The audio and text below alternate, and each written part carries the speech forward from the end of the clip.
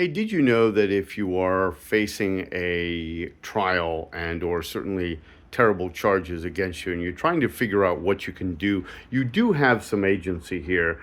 Unfortunately, most of the cards are with the prosecution, but you may most likely, most assuredly be faced with the prospect of a lengthy, painful trial that you may or may not win, or a so-called plea deal or a plea bargain or some kind of plea where essentially you have to plead guilty to avoid a more horrible fate, even though you may well be innocent. Well, you do have a couple of options. So in order of importance, try to get a felony, any felonies dismissed, first of all.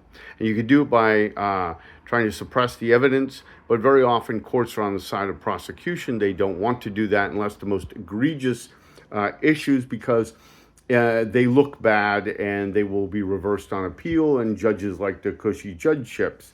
So what you want to do is try to get it dismissed. If you can't get it dismissed, try to get your felonies moved down to a misdemeanor. Why? Because if you have a felony, you most assuredly will get placed on the registry, because they get more bang for the buck all the way up and down the line, from politician down to the beat cop, for getting you on a registry. It brings in lots of money to the state.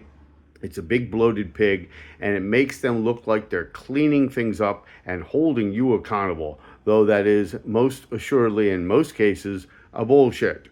There are over 1 million people on the registry right now, and most of them are not dangerous, and most never reoffend, if they offended at all.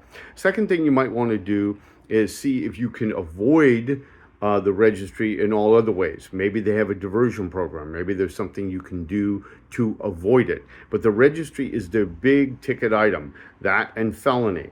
Move it to misdemeanor. The second thing you might want to do is, everybody's scared of jail or prison. It is not as bad as it may appear, and it is better to have that and no registry. That will fade in the background. Many states have expungement laws, not Virginia, unfortunately.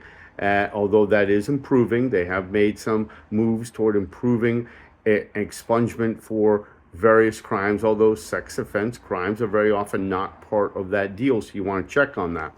Another thing you want to check on to keep registry at bay is understand that sometimes the rules for registry are very onerous. For example, in Indiana, they have recently passed a law which says that even though they have a 10-year registry requirement, if you go to Florida, which requires you to register even as a guest within 48 hours, you are on that registry for life, which means when you come back to Indiana, they will observe the greater of the two evils. That is, they will consider you not on for 10 years, but on for life. So choose very wisely. Remember, it's your decision. Do not let them talk you into it's no big deal. The registry is just a list.